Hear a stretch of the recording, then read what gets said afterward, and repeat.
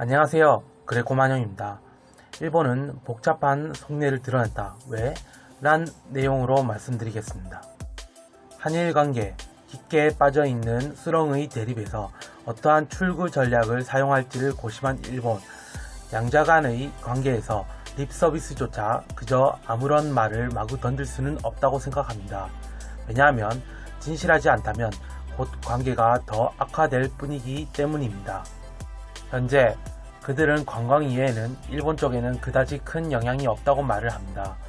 그렇다면 경제 대국인 일본이 그것에 구애되어 한국과 원활한 교류가 빨리 이어지기를 안다라는 것은 아니겠지요.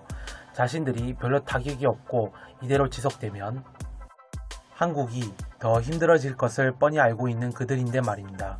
분명 그들이 우리에게 빨리 교류를 원하는 것은 그들도 관광에서 받는 괴로움보다는 더 큰 괴로움에 시달리거나 시달릴 것을 두려워하는 것이겠지요.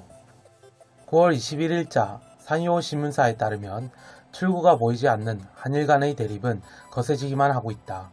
한국 정부가 일본이 취한 반도체 재료의 수출 규제 강화는 부당하다며 세계무역기구 WTO에 제소했다. 게다가 수출 관리에서 우대 조치한 그룹에서 일본을 제외했다. 일본이 지난달 한국을 수출관리 우대 대상국에서 제외한 것에 대한 대항 조치로 보인다. 지난해 전 진용공 소송에서 한국 기업에 배상하라고 일본 기업에 고지된 일로 발단된 대립은 경제 분야로부터 지소미아 폐기에 의한 안전보장 분야에까지 파급되었다.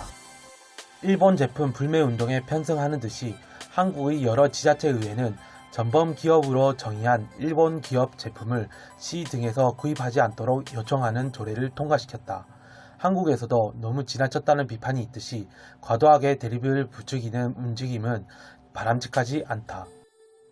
한편 일본 국내에서도 혐한 감정에 근거한 차별적인 리플이 인터넷상 등에서 횡행하고 있다. 쌍방의 사회가 냉정을 유지했으면 싶다. 대립은 여러 분야의 어두운 그림자를 들이오고 있지만 현저한 것이 관광에 대한 영향이다.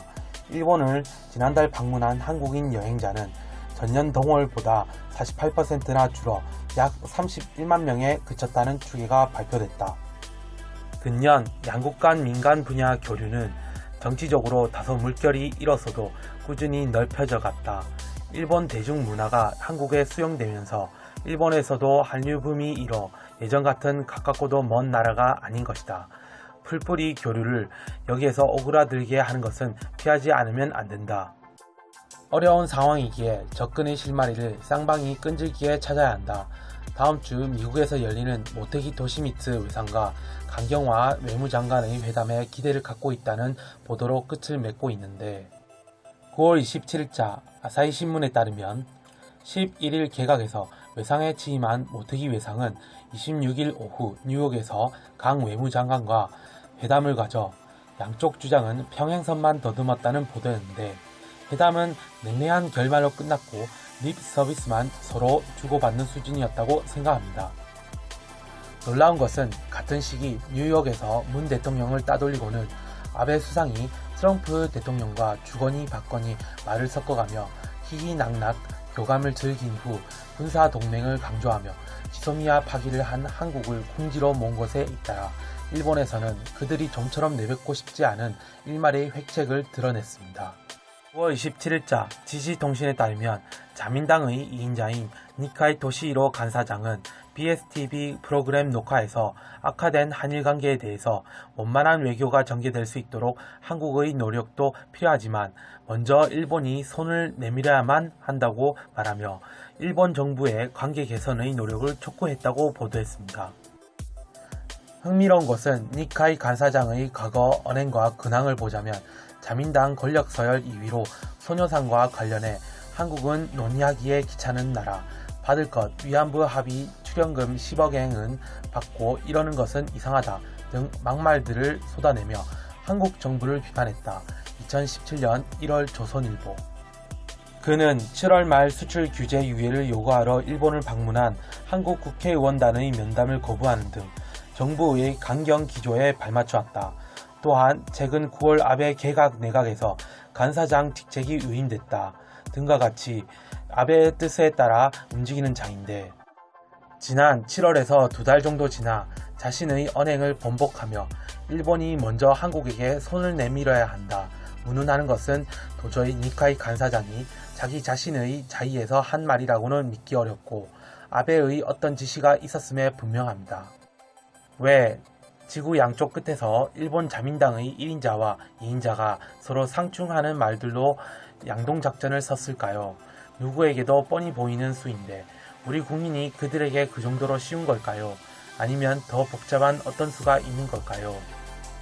공교롭게도 때맞춘 듯한 9월 28에서 29일 도쿄 히비야 공원에서 올해 열릴 수 있을지 우리가 컸다고 하는 한일 교류 축제가 열려 아카바 카즈요시 신임 국토교통상이 장관으로는 유일하게 참석해 한국에 대해 일본의 문화를 전해준 은인의 나라라고 특별히 언급했습니다. 이러한 움직임들을 볼 때 아베는 미국 뉴욕에서 트럼프 대통령과 동조하여 문 대통령을 궁지에 몰아 한국을 어려운 상황에 처하게 해 그런 것들이 문 대통령의 실책 때문인 양 드러나게 하려고 했고 도쿄에서는 니카이 간사장과 아카바 국토교통상이 한국 국민에게 들으라고 일본이 먼저 손을 내밀어야 한다.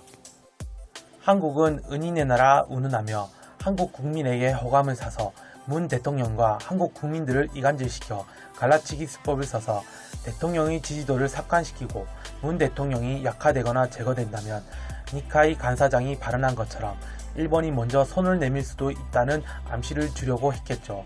한국을 소나기에 넣고 싶어서 말이죠.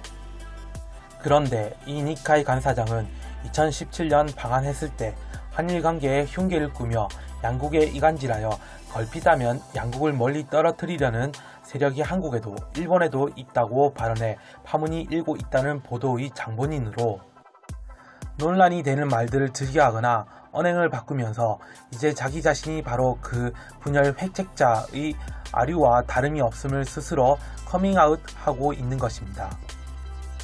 이상 그레코만용이었습니다. 구독과 좋아요 부탁드립니다.